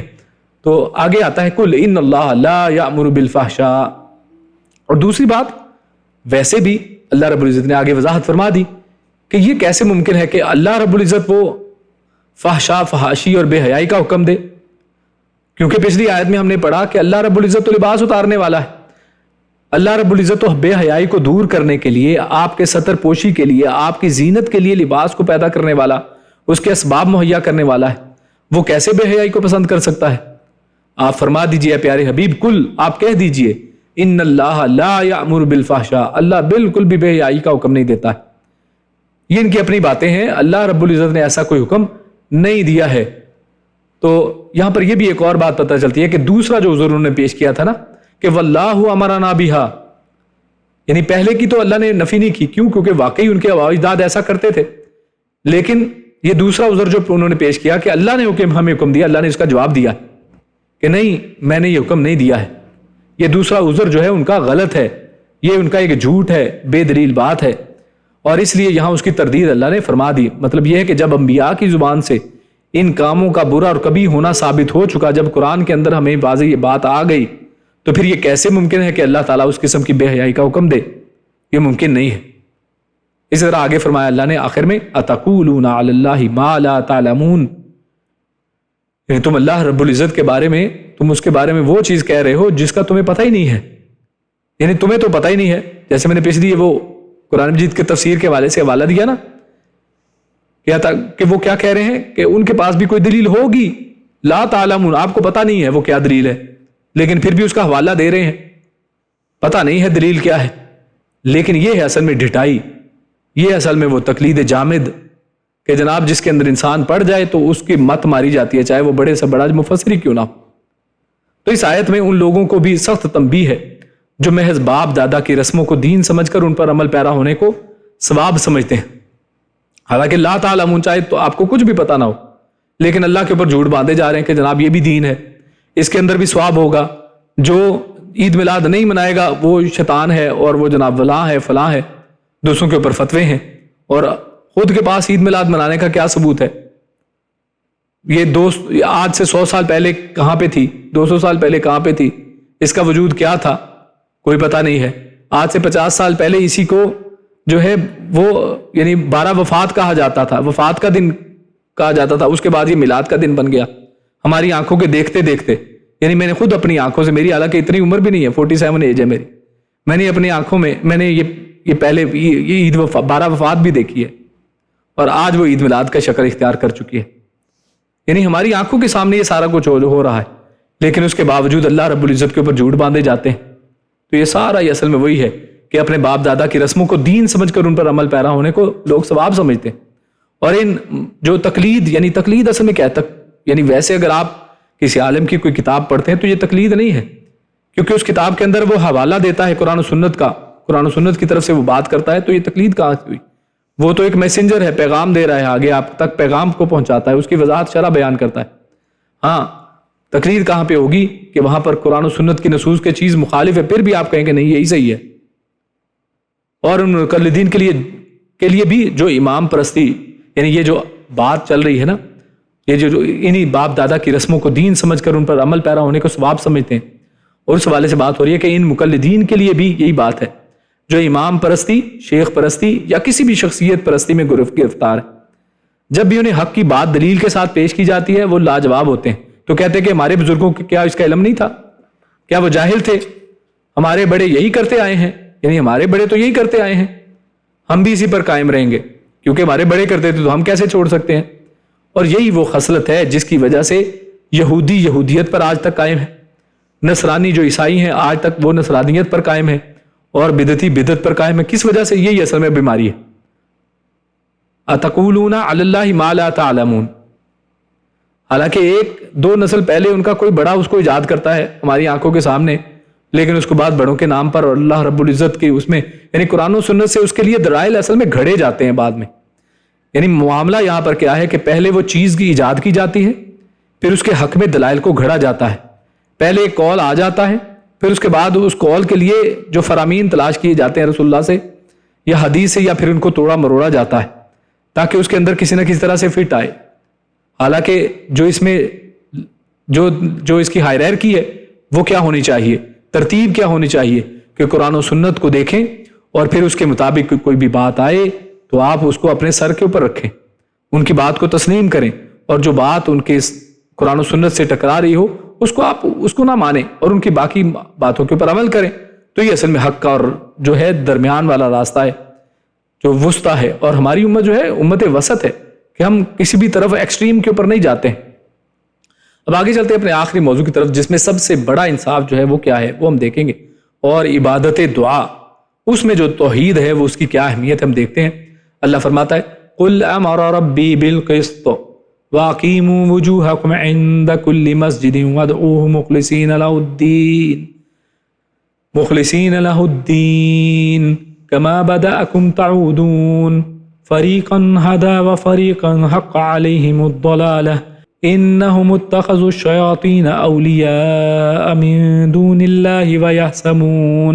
यहसबून अन्नहुम मुहतदून। कुल आप फरमा दीजिए, हमारा हुक्म दिया है रब्बी मेरे रब ने, बिलक़िस्त इंसाफ का, मेरे रब ने इंसाफ का हुक्म दिया है, वाक़ीमू और तुम सब सीधा रखो, वजूहकुम अपने चेहरों को, अपने रुख को, इंदा कुल्ली मस्जिदिन हर मस्जिद के वक्त। और मस्जिद इसकी हम तफसील आगे देखेंगे। अमूमन इससे मुराद यानी सजदा और नमाज है, हर नमाज के वक्त। वदऊहु और तुम सब पुकारो उसे, मुखलिसीना खालिस करते हुए, लहुद्दीन लहू उसके लिए यानी खालिस करते हुए उसके लिए, अद्दीन दीन को उस रब अल्लाह रब्बुल इज़्ज़त के लिए खालिस करते हुए उसको पुकारो। कमा बदअकुम ताउदून, कमा जिस तरह के बदअकुम, बदअ यानी इब्तिदा की, कुम तुम सब की, ताउदून तुम सब लौटोगे, यानी जिस तरह उसने तुम सबको पैदा किया उसी तरह तुम सब लौटोगे। फरीकन एक फरीक को, हदा उसने हिदायत दी, व फरीकन और एक फरीक, हक़्क़ अलैहिमुद्दलालह उसके ऊपर गुमराही जो है लाजिम हो गई, हक हो गई, साबित हो गई। इन्नहुम बेशक वो सब, इन्नहुम इत्तख़ज़ु शयातीना बेशक उन सब ने बना लिया, अशयातीना शैतानों को, औलिया दोस्त, मिन दूनिल्लाहि अल्लाह को छोड़कर, अल्लाह के अलावा, अल्लाह के सिवा उन्होंने शैतानों को दोस्त बना लिया। वयहसबूना और वो गुमान ये करते हैं, अन्नहुम के बेशक वो मुहतदून सब हिदायत याफ्ता हैं। तो ये हमने दो आयत नंबर 29 और 30 तिलावत की, उनका तर्जुमा आपके सामने रखा। अल्लाह फरमाता है कुल अमर रब्बी बिलक़िस्त। तो इस हवाले से जो मुफस्सिरीन ने कहा है वो क्या कहते हैं कि लिहाजा तुम उसकी पैरवी करो, अमर रब्बी बिलक़िस्त, क्योंकि अल्लाह ने उसका हुक्म दिया है, यानी जिस चीज़ का भी अल्लाह ने हुक्म दिया है उसको हमने मानना है। हुक्मिया यहाँ पर बात आ रही है, अल्लाह जहाँ पर भी हुक्म दे उसका मानना हम सब पर फर्ज है। किसके ऊपर अल्लाह रब्बुल इज़्ज़त ने हुक्म दिया है? बिलक़िस्त, इंसाफ का हुक्म दिया है अल्लाह ने। अच्छा, इंसाफ से मुराद यहाँ पर मुफस्सिर कहते हैं कि इससे मुराद तौहीद है। अल्लाह ने तौहीद का हुक्म दिया है और फिर बेहयाई और बदकारी से बचना है। यानी इससे जो सबसे पहले जो इंसाफ की बात यहाँ पर कही जाएगी वो क्या, जो अभी तक हमने सूरत अल-आराफ के अंदर शुरू से लेकर अभी तक आयात पढ़ी हैं, उनमें भी अगर आप देखें तो जितनी भी इंसाफ की बातें हैं अल्लाह रब्बुल इज़्ज़त बयान वही करता है, अल्लाह इंसाफ की बात ही करता है। तो उसमें सबसे पहले तौहीद है, और फिर इसी तरह ये आदम हवा और शैतान का ये जो बाहमी जो एक पूरा किस्सा चल रहा है, इसमें बेहयाई यानी और बदकारी से बचना ये किस्त है, क्योंकि सबसे बड़ा जुल्म जो है वो क्या है, वो अल्लाह के साथ शिरक है। सबसे बड़ा जुल्म क्या है? अल्लाह के साथ शिरक, और फिर दीगर जुल्म है। यानी जिस तरह जुल्म में सबसे बड़ा जुल्म क्या होगा, अल्लाह के साथ शिरक करना, और बाकी जुल्म उसके बाद है, जैसे जिना करना या इसी तरह लोगों के साथ उनका माल हथियाना या कत्ल करना, ये सब जुल्म है। और इसी अंदाज में जब जुल्म में सबसे बड़ा जुल्म अल्लाह के साथ जुल्म है यानी शिरक है, तो इस तरह इंसाफों में सबसे बड़ा इंसाफ फिर क्या है कि अल्लाह की तौहीद का बयान, उसकी तौहीद की शहादत है। जैसा कि अल्लाह ताला के उस फरमान से भी मालूम होता है, جس کا تذکرہ اللہ رب العزت نے سورہ آل عمران آیت نمبر 18 میں اللہ فرماتا ہے شاہد اللہ انہ لا الہ الا هو والملائکۃ واولو العلم قائما بالقسط، کہ اللہ نے گواہی دی کہ بے شک حقیقت یہ ہے کہ اس کے سوا کوئی معبود نہیں ہے، یہی اصل میں حقیقت ہے، اور فرشتوں نے اور علم والوں نے بھی گواہی دی، اور اس حال میں کہ وہ انصاف پر قائم ہے، یعنی اللہ رب العزت کا ایک ہونا، اس کا ایک معبود ہونا، یہ سب یہ بات یہ جو شہادت ہے یہ انصاف پر قائم شہادت ہے، یعنی یہی اصل میں حق ہے، یہی اصل میں انصاف کی بات ہے کہ اللہ کے علاوہ کوئی عبادت کے لائق نہیں ہے۔ سب سے زیادہ بڑا انصاف کی بات اس سے بڑی کوئی اور ہو نہیں سکتی ہے۔ اور آگے فرمایا وَأَقِیمُوا وُجُوهَکُمْ عِنْدَ كُلِّ مَسْجِدٍ، جب سب سے بڑا حق جو ہے، سب سے بڑی انصاف کی بات وہ اللہ کی توحید ہے، اللہ کا ایک ہونا ہے، تو اب اسی کے حوالے سے آگے بات چل رہی ہے۔ تو جب اللہ ہی جو ہے اس کی عبادت اکیلے اسی کی عبادت کی جائے، یہ اصل میں انصاف کی بات ہے، تو پھر تمہیں انصاف کے اوپر عمل کرنا چاہیے، کیونکہ قُلْ أَمَرَ رَبِّی، اللہ نے مجھے اس کا حکم دیا ہے، تو پھر وہ کیا ہے أَقِیمُوا وُجُوهَکُمْ عِنْدَ كُلِّ مَسْجِدٍ، کہ ہر مسجد کے وقت تم اپنے چہروں کو اللہ کے سامنے سیدھا رکھو۔ تو اب یہاں پر مسجد سے مراد اصل میں کیا ہے؟ تو مسجد کے یہاں پر 3 انداز میں معنی کیے گئے۔ مسجد کا جو لفظ ہے مسجدن، یہ اگر مصدر مراد لیا جائے تو اس کا ڈیفرنٹ معنی ہوگا، ظرف زمان، ظرف مکان، یہ تینوں انداز میں اس کے مراد معنی ہو سکتے ہیں، اور اگر مصدر ہو تو اس کا معنی سجدہ بھی ہے، اس کا معنی وہ مسجدن، حالانکہ مسجد کہا جا رہا ہے نا، مسجد نارملی تو کس کو کہتے ہیں؟ جہاں پہ ہم جا کے نماز ادا کرتے ہیں تو اس کو مسجد کہا جاتا ہے۔ تو مصدر اگر معنی لیا جائے تو اصل میں اس کا معنی کیا ہے؟ سجدہ کرنا، تو اس سے معنی کیا ہے؟ سجدہ بھی۔ اور یہ ہم کیوں معنی لے سکتے ہیں، یعنی اس کی دلیل کیا ہے؟ تو ہم خود اس کی دلیل ہم یہ لیتے ہیں کہ جیسے رکعتن، اس کا معنی رکوع ہے، اصل جو معنی ہے وہ کیا ہے؟ اس کا مصدر ہے رکوع، لیکن ہم نماز میں جو قیام کرتے ہیں، پھر اسی طرح اس کے بعد رکوع کرتے ہیں، رکوع کے بعد دوبارہ کھڑے ہوتے ہیں، قومہ جیسے کہتے ہیں، پھر ہم 2 سجدے کرتے ہیں، تو یہ ساری ایک چیز جو ہے اس کو بھی رکعہ کہا جاتا ہے، اس کو بھی رکعہ کہا جاتا ہے، اس پورے مجموعے کو کہتے ہیں ہم کہ 1 رکعت نماز ادا کی، 2 رکعت نماز ادا کی، تو اس کو بھی رکعہ کہا جاتا ہے، جبکہ 1 رکوع ادا کرنے کو بھی رکعتن کا لفظ اس کے اوپر بھی بولا جاتا ہے۔ تو بعض اوقات اس سے مصدر مراد ہوتا ہے، اور بعض اوقات وہ اس بہت سی چیزوں کا مجموعہ بھی مراد ہوتا ہے، تو اس لیے جز بول کر کل مراد لیا جاتا ہے بعض اوقات، یعنی ایک جز بول دیا تو مراد کیا ہے؟ کل، یعنی جیسے اللہ رب العزت نے قرآن مجید میں ایک جگہ پر فرمایا کہ ہر چیز فنا ہونے والی ہے یعنی سوائے کیا ہے؟ اللہ کے چہرے کے، تو وہاں پر اس سے مراد یہ نہیں کہ اللہ کا چہرہ صرف بچے گا اور باقی سب چیز فنا ہوگی، نہیں، اس کا مطلب یہ کہ اللہ کا چہرے سے مراد یعنی اللہ رب العزت کی ذات، یعنی صرف چہرہ مراد لے کے اللہ رب العزت کی کامل جو ذات ہے وہ اس سے مراد ہے۔ تو بعض اوقات جز بولا جاتا ہے اور مراد کل ہوتی ہے کہ پوری کی پوری چیز مراد ہے، تو معنی ہوگا ہر نماز میں، یہاں پر مسجدن کہہ کر اصل میں پوری کی پوری نماز مراد لی گئی ہے، تو ایک یہ معنی کیا گیا ہے۔ اسی طرح اگر مراد زمان ہو، اگر مراد کیا ہو؟ ظرف زمان، تو یعنی زمانے کے اعتبار سے، یعنی وقت، ٹائم پیریڈ کے اعتبار سے ہو، تو ہر سجدے سے مراد کیا ہے؟ یعنی نماز کے وقت، یعنی جب بھی نماز کا وقت ہو تو کیا کرنا ہے؟ اقیموا وجوہکم، اپنے چہروں کو کیا کرنا ہے؟ وہ سیدھا رکھنا ہے، ٹھیک ہے؟ تو وہ یہ وقت کے اعتبار سے بھی اس کا معنی کیا جا سکتا ہے۔ اور اسی طرح اگر ظرف مکان یعنی مکانی اعتبار سے، جگہ کے اعتبار سے بات کی جائے تو ہر سجدے یا نماز کی جگہ، یعنی چاہے وہ آپ کی جائے نماز گھر میں ہو، چاہے مسجد کے اندر جہاں پر نماز پڑھ رہے ہیں وہ ہو، تو کوئی بھی جگہ ہو، یعنی جہاں پر آپ نے نماز پڑھنی ہے تو اپنے رخ سیدھے کر لو، اپنے چہروں کو سیدھا کر لو، یعنی قبلے کی طرف، یا جیسے اللہ کے رسول نے حکم دیا ہے، یعنی پورا وہ طریقہ جو ہے کہ کس طریقے سے اپنے چہروں کو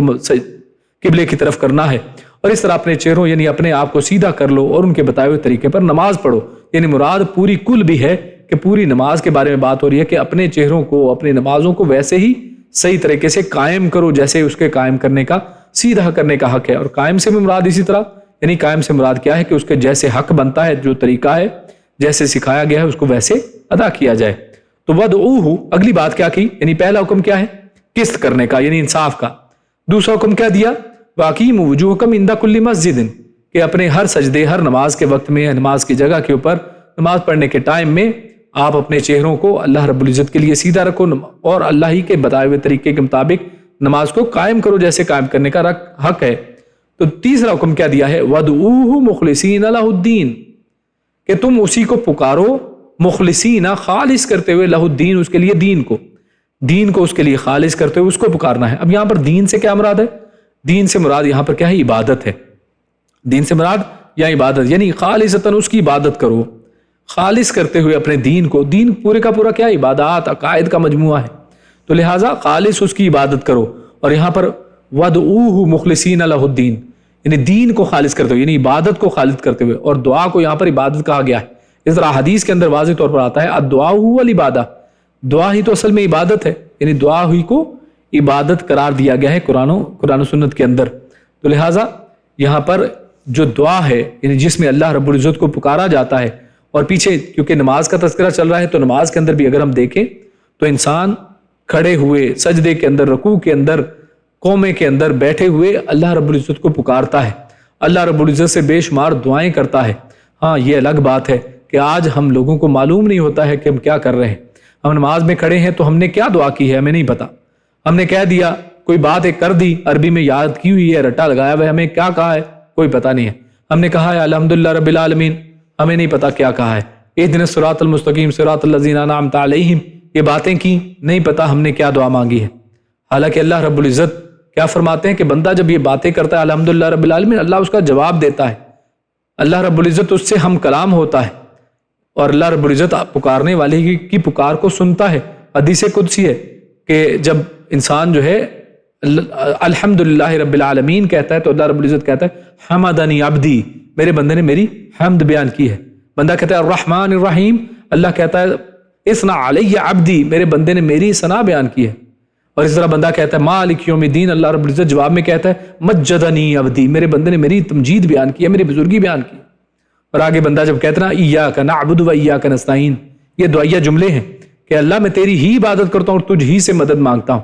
تو جب بندہ یہ کہتا ہے تو اللہ رب العزت جواب میں کیا کہتا ہے کہ ھذا بینی و بین عبدی ولیعبدی ما سأل، یہ میرے اور میرے بندے کے درمیان ہے، اور میرے بندے کے لیے وہ کچھ ہے جو اس نے مانگا۔ یعنی اللہ سے بندے نے کیا مانگا؟ ایاک نعبد و ایاک نستعین، کہ میں تجھی سے مدد مانگتا ہوں، تو اللہ نے اس کی مدد کرنے کا فیصلہ جاری کر دیا، اللہ نے مدد کر دی۔ اور آگے پھر جو انسان آگے دعائیں مانگتا ہے تو کہنے کا مطلب کیا ہے؟ وَادْعُوهُ مُخْلِصِينَ لَهُ الدِّينَ، کہ جب بھی ہم نے نماز کے اندر بھی بے شمار دعائیں ہیں، تو اس لیے یہاں پر تذکرہ نماز کے فوراً بعد اس کا ایک تو یہ آ رہا ہے، اور دوسرا یہ کہ جب بھی انسان دعا مانگے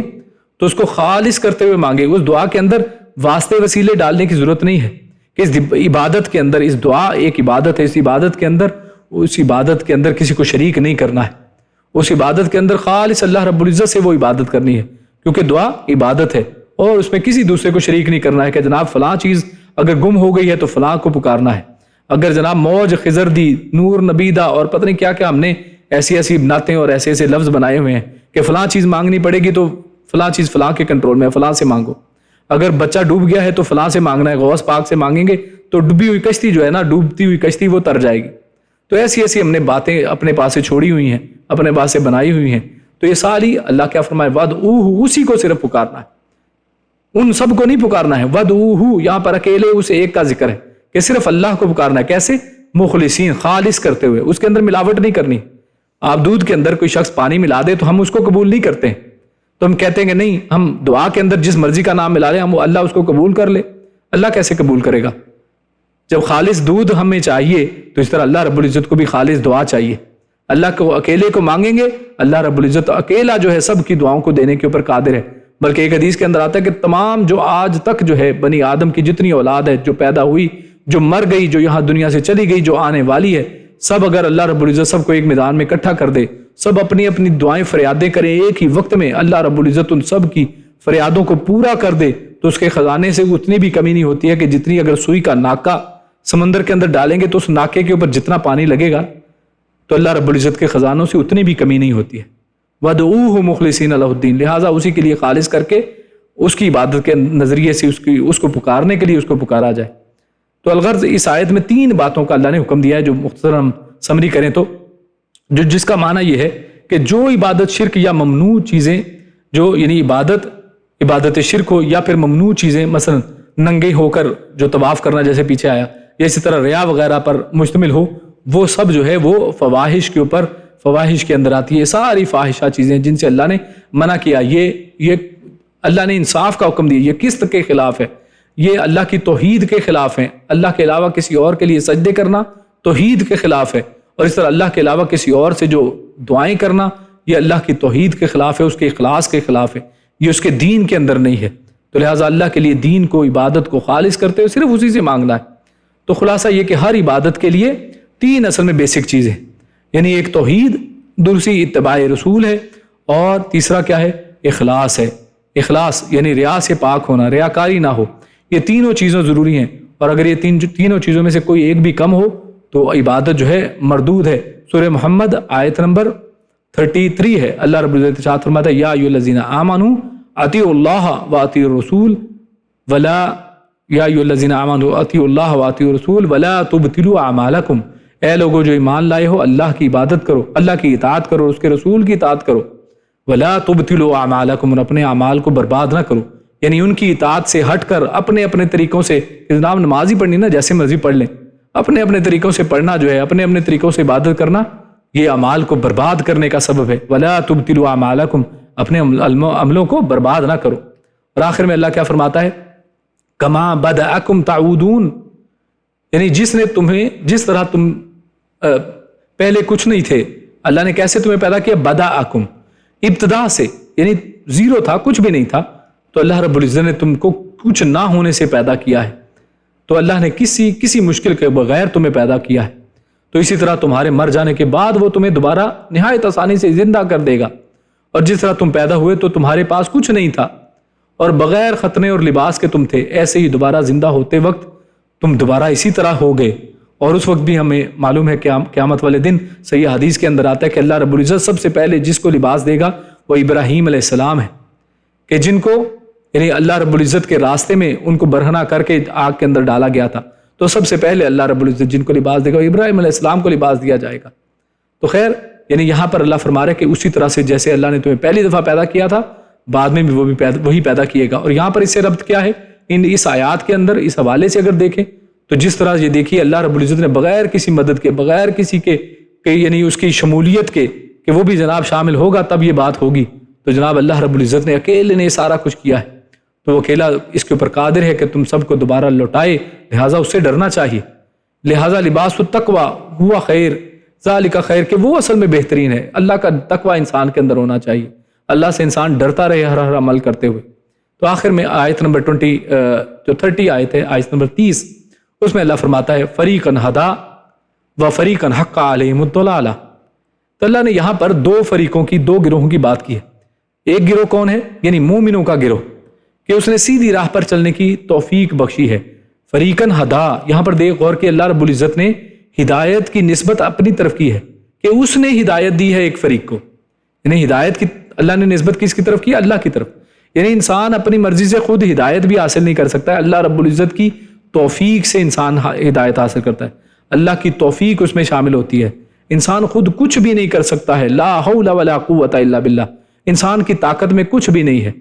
ہاں انسان کوشش کرے، اللہ رب العزت سے دعائیں کرے، یا اللہ مجھے سیدھا راستہ دکھا، اللہ اس کو سیدھا راستہ دکھاتا ہے. اور یہی وہ بات ہے فریقاً ہدا، کہ ان کی ہدایت کی دعاؤں کے اوپر، ان کی کوششوں کے اوپر اللہ نے ان کو ہدایت دی ہے. وہ فریقاً حق علیہم الضلالہ، اور دوسری جو گمراہ ہیں اللہ نے اس کی نسبت اپنی طرف نہیں کی ہے. کیوں؟ کیونکہ لوگوں نے، جیسے سورۃ البقرہ کے شروع میں ہم نے پڑھا تھا،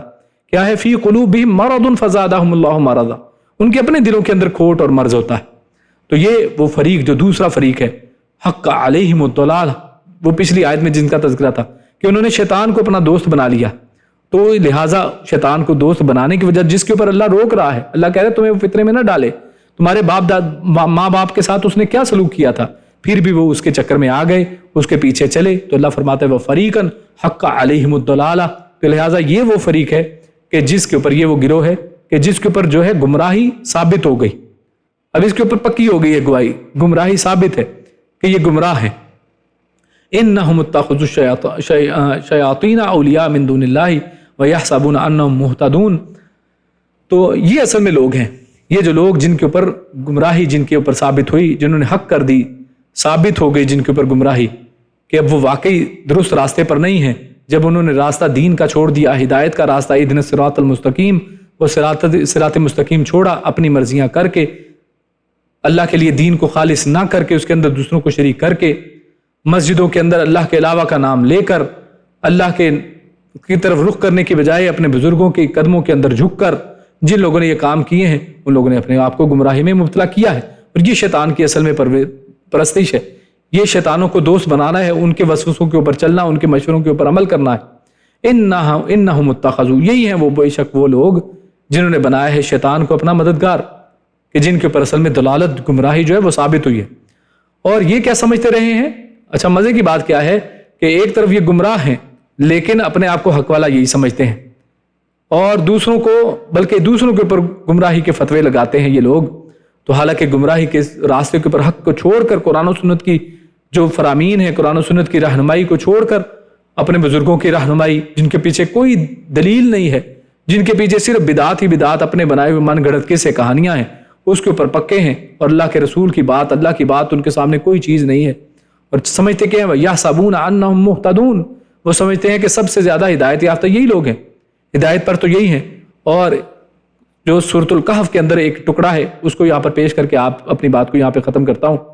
تو سورۃ الکہف میں اللہ رب العزت نے یہی موضوع جو ہے، اسی بات کو ایک اور انداز میں سمجھایا ہے۔ اللہ فرماتا ہے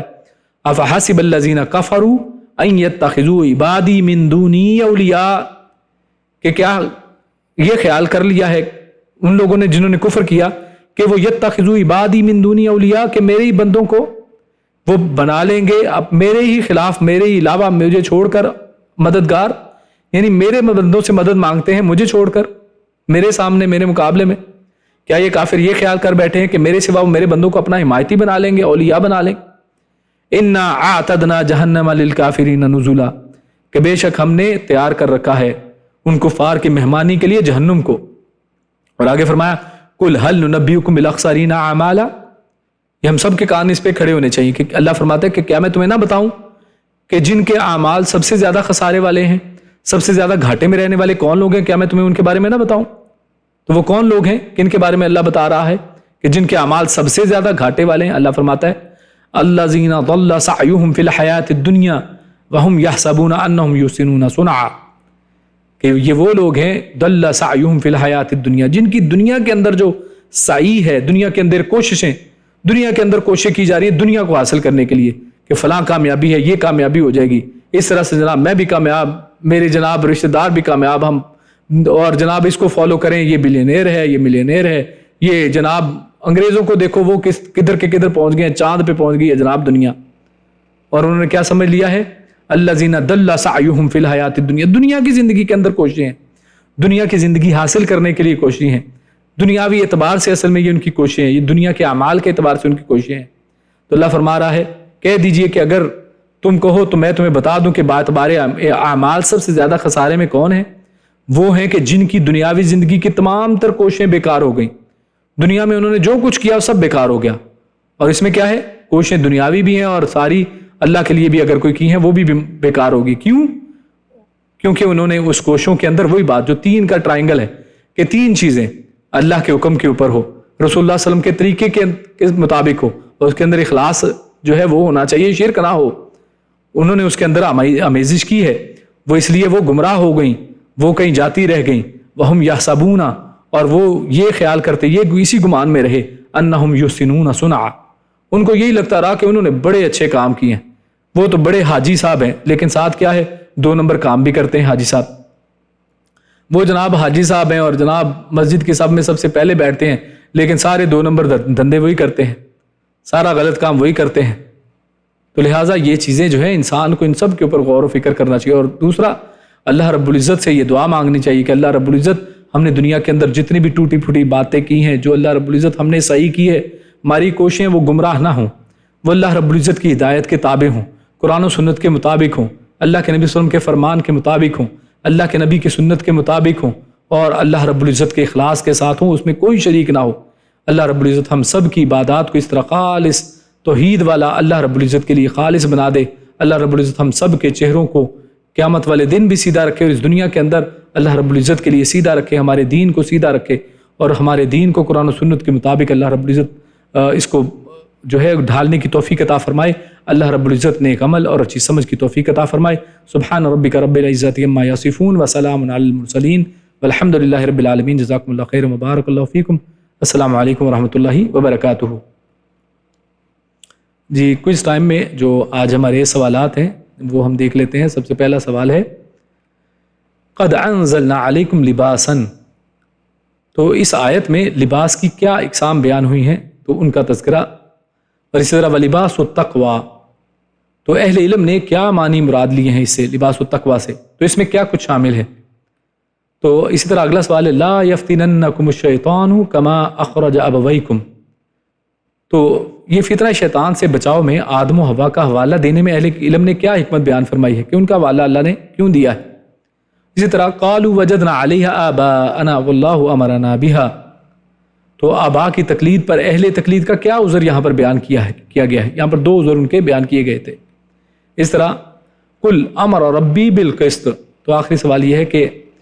اس آیت میں اللہ نے کن تین باتوں کا حکم دیا ہے۔ قل امر ربی بالقسط، تین کون سی باتیں تھیں جن کا حکم دیا گیا۔ ہاں آخری ایک اور سوال بھی ہے عند کل مسجد، تو یہاں پر مسجد سے مصدر ظرف زمان اور ظرف مکان کے اعتبار سے مختلف جو ہے وہ ان کے معنی بیان کیے گئے تھے، تو وہ کیا تھے معانی، تو ان کا تذکرہ انشاءاللہ وہ ہے۔